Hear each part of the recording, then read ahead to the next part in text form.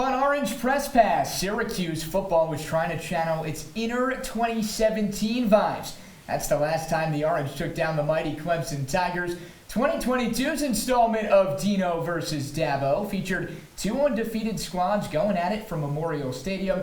And despite a 21-7 lead late in the second quarter, the Orange stumbled down the stretch en route to a 27-21 loss. We're here to break it all down as Syracuse's perfect season comes to a screeching halt. Alongside Nick Luttrell and Philip Galati, I'm Johnny Gadamowitz. Thanks so much for joining us, guys. This was really an intriguing game for the Cuse. In that late second quarter, the number 14 Orange fall to the number 5 Tigers. They had the lead late in the first half, 27-21 the final from Death Valley.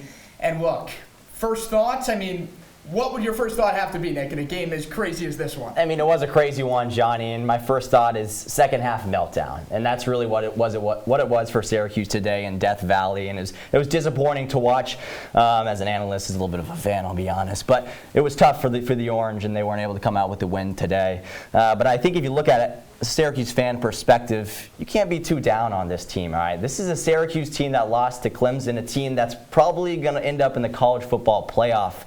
So I think it's, I'm not too disappointed in this team. Okay, that's fair enough, right? And I think a big reason for that second half collapse was the penalties. Yeah. How many times in the first half with the false starts, that's something that Syracuse does a lot at home, by the way. Mm-hmm. And then in the second half, that was a poor late hit out of bounds. There should have been a late hit on Garrett Schrader, but that's neither here nor there.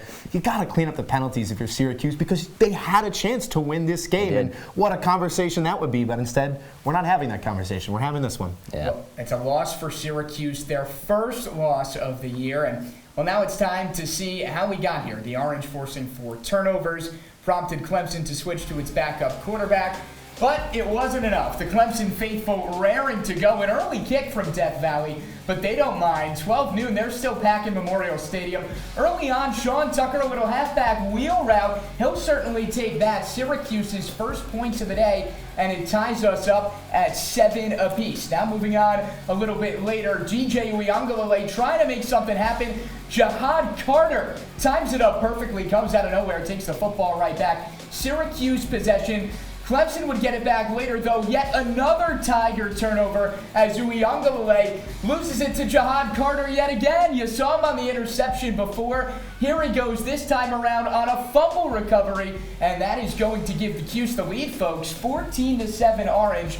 And guess what? The Cuse were not done yet. Garrett Schrader in the red zone, needing to dial something up. Pocket collapses. That's okay. He can do it with his legs, too. 21-7. The Orange on top of the number 5 Tigers. Coming out of the break in the second half. A second half that really was all Clemson for the most part, but not to start because Will Shipley had himself quite a day. He coughs the pigskin up there. Marlowe Wax on the recovery. Syracuse has an 11-point lead. They can't turn it into points, though. Instead, DJ Uiagalelei trying to make something happen yet again. He goes for the deep ball. This time, it's Jason Simmons. That was one of 4 Clemson turnovers on the day as Dabo Swinney's offense struggled to get it going. They make the call to Cade Klubnik, the backup quarterback, and as soon as that decision was made, you could feel the tide starting to turn. Phil Maffa, a touchdown. The 2-point conversion was no good. Kept it a 5-point game, but it did not matter because Will Shipley turned on the Jets up that right sideline. That gave Clemson its first lead since the first quarter. 20 seconds to go. Schrader needed to make something happen. Yeah, maybe not. Intercepted by R.J. Mickens. Ball game over. Heartbreak for the Orange as Clemson takes it 27-21 the final, guys. Yeah, when you look at those stats on your screen, and we'll talk about Sean Tucker later, but only 5 carries. And I know we'll talk about that later and how Schrader had more opportunities on the rushing and passing end. But really, I don't know if Sean Tucker should have been getting more carries than that, Phil. And on the defensive side of things, you saw in those highlights that there was so many great defensive plays, and then on offense, in the second half, they just couldn't turn it into anything. Schrader with 20 seconds left throws a pick in a triple coverage. Time and time again, the offense and the defense just haven't worked together this season, and this wasn't really the time or the place to do that. We now have the pleasure of bringing in our CitrusTV football beat reporter, Jacob Morris, who is live at Memorial Stadium. Jacob, When did you sort of get the sense from the Clemson faithful that life really came back into the building? Johnny, it's a great question. Memorial Stadium holds 81,500, and all 81,500, well, they made their presence felt. And you ask, when did they get back in this game? Because Syracuse, the turnovers, the defense did a good job of taking them out. I'll give you two. It was early in the third quarter when Clemson got the ball back around the 50. The crowd rose to its feet, and you think, all right, here comes Clemson. Here comes the momentum. Here comes that Death Valley touch. Instead, Clemson goes ahead and turns the ball over again. Will Shipley gives it right back to Syracuse. And you say, all right, they've steadied the tide in terms of what Syracuse has done with this Clemson crowd. But then the big one, when this crowd really got electric, really got to its feet, is when Dabo Swinney made the decision to go to five-star freshman quarterback Cade Klubnik. He comes in. The Clemson fans are smart. They know he's highly touted. They know he's got the skill. He comes in, and from that point on, it was Clemson's game. The student section was right in front of where we were in press row. They were loud. They knew how good Cade Klubnik is. He delivered, and Clemson comes away with a big-time win.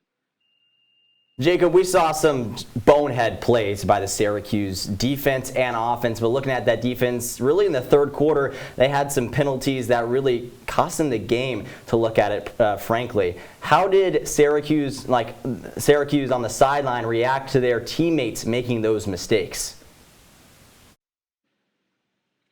Nick, the penalty situation, plain and simple, was dire for Syracuse. Obviously, the offense wasn't there in the second half, stagnant, 56 yards going into that final drive. But the penalties are really what did Syracuse in. The one you think back to, the one that really hurts the Orange, leading 21-10 on Cade Klubnik's first drive. They've got the freshman quarterback in a 3rd and 25 situation. He scrambles out to the right. He's going out of bounds. He's 20 yards away from the first down marker. Was it controversial, unnecessary roughness call? Sure, but you can't hit the freshman quarterback there. Knocks him out of bounds, gives Clemson an automatic first down. That sets the Tigers up inside the red zone. They go ahead and score a touchdown. Obviously, they come down the next possession and do the same. Syracuse struggled on offense, but brutal penalties hurt the Orange late, and it's why Syracuse ultimately lost this one in Death Valley. Hey, Jacob, well, you mentioned it, brutal penalties. It's really easy to look at this game as the glass half empty situation, but the Orange have a really tough schedule coming up. They got to keep their heads up. So when you look at the glass half full, what's the morale for this team going forward? Did Coach Baber say anything in the presser maybe that told people to maybe to lift their heads up a little bit? Philip, the big takeaway for this team, as expected in terms of morale, they're hurting. Dino Babers in his post-game press conference was asked, hey, what did the conversation look like between you and the team after this one? And he said, that's private. That's going to stay in between me and the family. But he said this team's hurting. There's no way around it. It's a game that they felt they should have won, and that's what Garrett Schrader echoed in his post-game press conference. He said in terms of what Syracuse showed the country, he said, well, we should have won the game, and we didn't. And anytime you do that, it's going to hurt. So Syracuse is down, but they can't let this now spiral into the rest of the season. This is a team that's still 6-1, is in control of its own destiny. Not really anymore for the ACC Atlantic, but in terms of a high-profile bowl game, lots of good opportunities left for the Orange, including Notre Dame next weekend. Can't let this loss in Death Valley, no matter how frustrating, spiral the Orange out of what could still be a really special season. Hey, Jacob, great stuff as always. Thanks so much. Safe travels back to Central New York. Now it's time for a quick break, but when we come back on Orange Press Pass, we'll tell you what went wrong for the Orange in half number 2 and how the run game, or lack thereof, played a part. All that and more when OPP returns.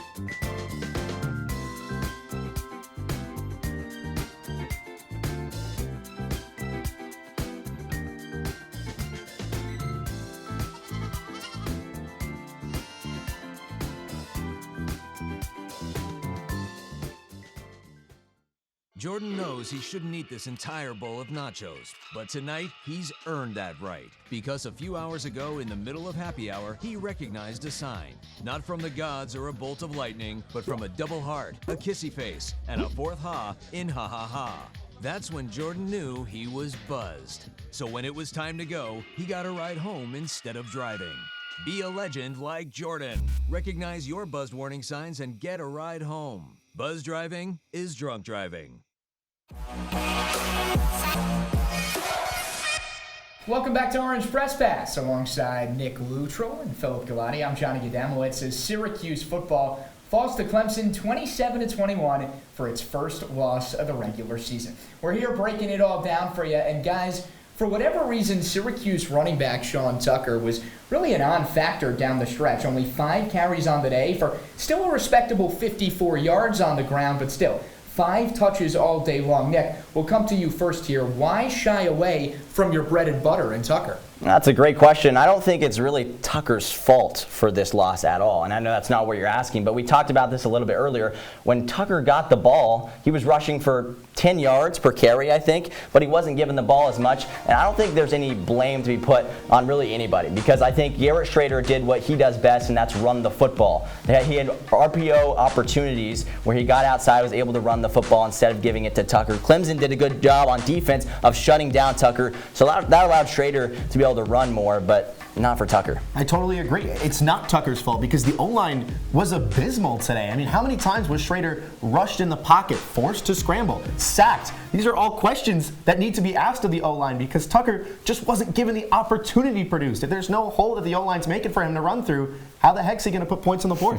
Not a whole lot of output from number 34 today, but not necessarily his fault. Let's shift gears from the Cuse offense to the Clemson offense now. Dabo Swinney benching his QB1 in DJ Uiagalelei in the third quarter. Only 138 yards through the air, 2 interceptions, guys, no touchdowns. The Cuse defense really had his number all day, and Phil, it seemed like as soon as backup Cade Klubnik entered the game, that's when things started to shift for Clemson. That was the momentum shift. I mean, you heard Jacob talk about it a little bit. The crowd got behind him. DJ had 8 drives for 10 points. Klubnik had 4 drives for 17 points. He only had 2 completions. His role was just kind of sitting back and letting some of the other offensive weapons work their magic. He was stellar when he needed to be, but for the most part, he kind of played a background role, and that was the momentum shift that the Tigers needed, and that was the momentum shift they got. You know, Philip, I think that change of quarterbacks shows, even though I'm not a biggest fan of Dabo Swinney, I think it shows why he's one of the greatest coaches in college football history. And I think, like we talked about, that change flipped momentum completely. I don't care that the guy threw for 2 completions. It's putting him in that changed the momentum of this game, changed the way the team started playing and amped up the team. And guys like Will Shipley started to actually play well, and that's what got Clemson to win this game, was that change of quarterback. So for whatever reason, as stellar as that pass defense was, especially when Uiagalelei was in the game for the first 2 quarters, the run defense, not great. Clemson with 292 yards on the ground, and Phil, a big reason why was because of Will Shipley, the Clemson running back, having just whatever he wanted out there. You got to give credit to Shipley. The sophomore came into this game averaging 75 yards per game. Then last week against a good FSU team, he puts up 120. So the question arises, okay, Syracuse is coming into town. They're ranked. How will he do? Then he goes for 170 yards and 2 scores. We can talk about the defensive woes all day long, but in the end, Shipley had a career day. You're not going to stop that. Yeah, you're hyping up Shipley. I'm going to downgrade this defensive line performance from Syracuse, and I'm going to blame it a little bit on injuries. I know that's kind of an excuse, but that's what I'm going to do. Terry Lockett, D lineman that went down with an injury a few games ago, out for the season. You got someone on the D line as well that also struggled. He's a 5'10" guy. I'm trying to remember. Kevin Darton went down, and he had multiple injuries during that game. He's a 5'11" guy going up against Clemson O-linemen that are 5 stars, that are 6'5". That's difficult for that D-line to stop Shipley in that rushing game. Well, you certainly got the sense that the defense was really pretty gassed down the stretch. Timely stop after timely stop. 4 takeaways on the day, but the offense just unable to cash in, Nick, and put points up on the board when they needed to. That's right, and I think when we're first looking at this, we have to look at the defense. And I think you do have to give it a lot of credit. I know it just downgraded the D-line performance a little bit, but Tony White has been excellent in his third year as defensive coordinator for Syracuse. And I think when you look at this defense, that's what has been impressive is the coordinating ability by him. Guys like Michael Jones have just went off this season as one of the best linebackers in the country. And on the flip side, the O-line, I mean, the offense has continued to struggle a little bit, and that's like because of the offensive line, as you mentioned earlier, Philip. And I think that's, I mentioned in the halftime show, Coach and I needed to call better plays in the second half to win the game, and he didn't do that. So that's what led to this loss, I think, for Syracuse. Well, he can call better plays all he wants, but I've got the bigger question, right? Yeah. So Sean Tucker is running back 1. We all know that. Aronde Gadsden is wide receiver 1. We all know that. Who's the next man up? Right. Who are you going to go to if Gadsden's in triple coverage with 20 seconds left? So many punts, so many fumbles, so many interceptions. Syracuse did not produce because they've only got 2 stars on offense. You got to have more options against Clemson in Clemson if you want to try and squeak out that win. Not a very crowded receiver room for Syracuse whatsoever. But now it's time to hand out our Orange Press Pass Player of the Game. And hey, if you've been listening to the last few minutes of the show, you probably have a pretty decent hunch as to who it's going to be. Will Shipley, 27 carries for 172 yards. That's nearly 6.5 yards per carry, and he also found the end zone 2 times as well. Time for a quick break. When we come back, we'll take a quick trip to the ER and check in with Dr. Nick and Dr. Phil. Those 2 pros will diagnose what went wrong for the Orange today. All that and more when OPP returns.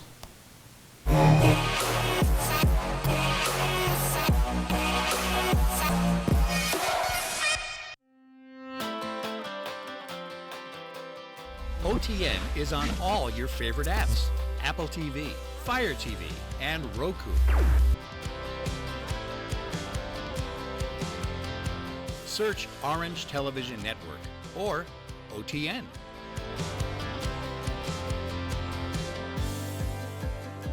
OTN has its best shows, short films, and CitrusTV on demand. Family and friends can watch OTN too. Watch the live stream of OTN to catch live CitrusTV news, live from Studio B, and mornings on the Hill.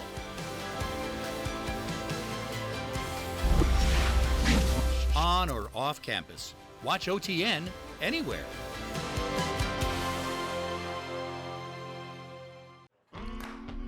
Here's to the straggly ones, the lopsided ones, the first ones, the I miss my beard ones. And hey, I look good with this ones. But no way he's grown that in a week ones. The black, brown, red, and gray ones. That one.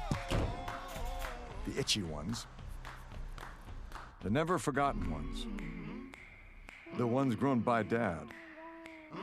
The ones grown for Dad. The started late ones. The absolutely filthy ones. The drawn on ones. The finger ones. The pin ones. The I nearly didn't do it this year ones. And the yeah, why not ones. They all raise awareness, raise funds, start conversations, and save lives. Because whatever you grow will save a bro. Learn more at Movember.com. Back here on Orange Press Pass, it's time for a checkup. Syracuse football had all sorts of problems today in a 27-21 loss to Clemson. And here to provide the cure to some of those issues, we've got our 2 most esteemed experts in the medical field. It's Nick Luttrell, Philip Galati. I'm Johnny Gadamowitz. Guys, we'll start off with the penalties. 10 penalties for 88 yards, including a couple of crucial ones down the stretch for the Cuse today. What's the cure to righting the ship with all these flags? Johnny, that is a great question. And as a trained and certified doctor, I'm going to tell you it needs more practice and discipline from the Syracuse team. But also, they need to be drinking like the same Gatorade. That's really what's important. If they're all drinking red Gatorade, that's what they need to drink. Also, like staring contests, okay? They got to get on the same wavelength if they want to not jump off sides for false starts. Those are 2 things. And time. It takes time, Philip, okay? They're going to get on the same wavelength and be just fine. But they're still midway through the season. Takes time. What about you? I like the idea. I was going on the same wavelength with the false starts because remember when Syracuse plays home, they're usually false starting more than the team that's away in the Loud House.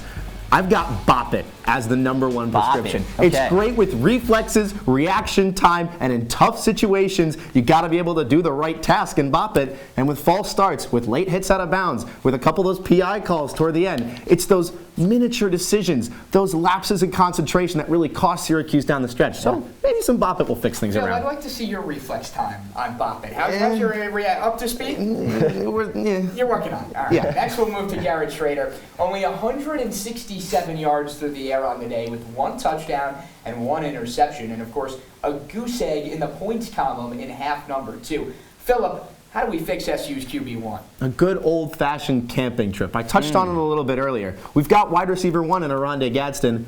Who's the next man up? He's got to meet some other people. Trevor Pena, Courtney Jackson. Somebody's got to be there when Gadsden's in triple coverage late in the game. There's only 2 receivers on this entire team with more than 2 touchdowns this season. You know their names. It's Aronde Gadsden and Sean Tucker. He's not even a receiver. You got to have the next man up if you need that clutch win late in the game. So I think a nice little camping trip, some s'mores around the fire. Maybe that'll help Schrader learn a little bit more about his other wideouts. Okay, all right. Well, I'm looking less at his team around him and himself as a player. He needs to work on his pocket presence and awareness. That was something he struggled with last year. He's done better this year. But what is his cure? Fortnite. 1 hour every day playing Fortnite. He'll learn when he needs to go, when he needs to stay, when he needs to weather the storm and get back to where he needs to go. Run out of bounds. Throw the ball away if you need to.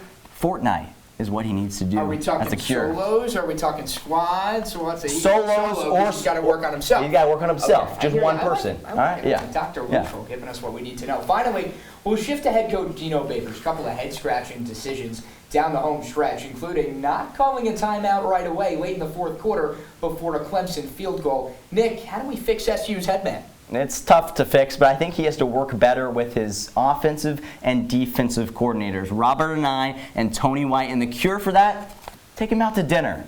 A nice dinner, light some candles, maybe bring him a rose. Just be nice to him, okay? Robert Anae is the guy who calls plays. He needs to lean on him a little bit more in the play calling of this offensive team. And then on defense, let Tony White do his job. All right, he has to work with them. The 3 of them have to work together better. By going out to dinner 1, maybe 2 times a week, that should be the cure. Where are they going to go? I mean, what's the spot downtown, A pizza. Right? A pizza? Pizza's always good, Pizza, right? yeah, always good. All right, I'm going to focus more on the offensive side of things. I'm prescribing something. It's in the way back room of my storage, right? It's called trifecta juice, okay? Delicious. Hopefully we all took our Sounds Latin good. classes, right? Tri means 3.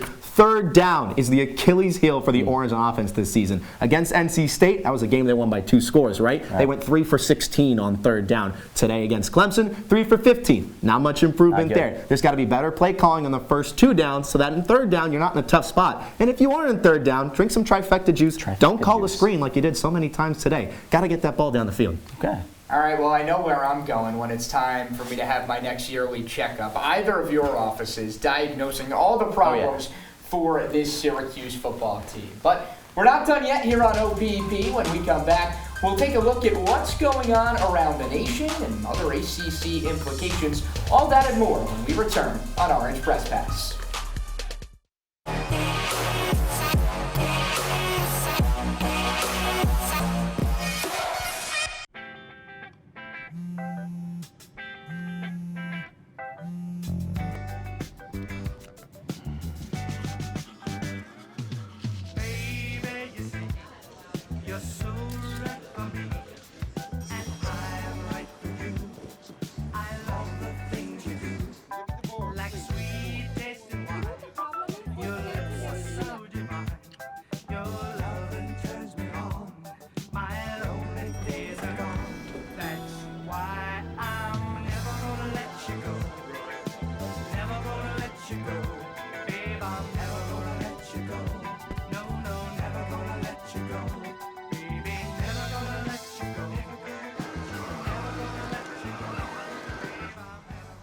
Here you go. Thank you. Thank you.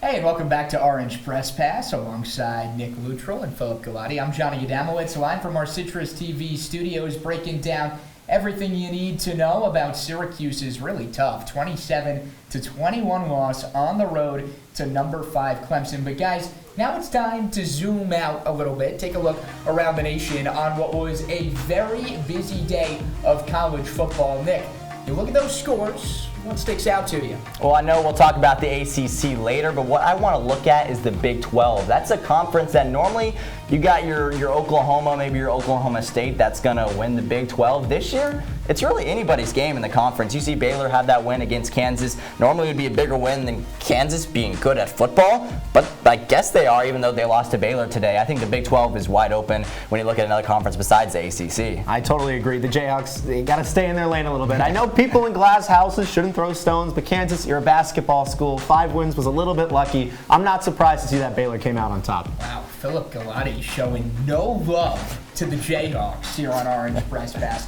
Let's shift gears, though, now and look at the Atlantic Coast Conference as a whole, because it's no secret that today's Syracuse and Clemson game had some massive implications as far as the ACC Atlantic Division is concerned.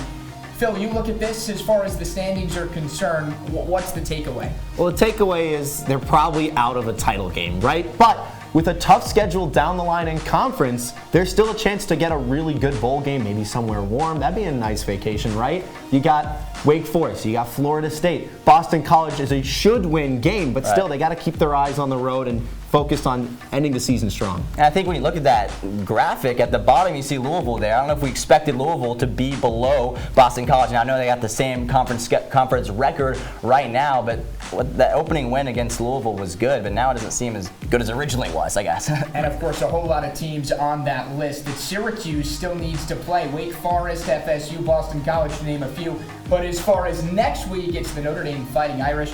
Guys, a winnable game. Notre Dame lost to Stanford a couple of weeks ago, so that is certainly one that the Orange have their eyes on. But as far as today is concerned, Syracuse loses 27-21 to Clemson, and now it's time to close up shop here on OPP. Guys, our final thoughts. Nick, what's your lasting impression from today's game? The future is bright. I like what I saw today with this Syracuse team, and I think the rest of the season, it's going to be okay for Syracuse.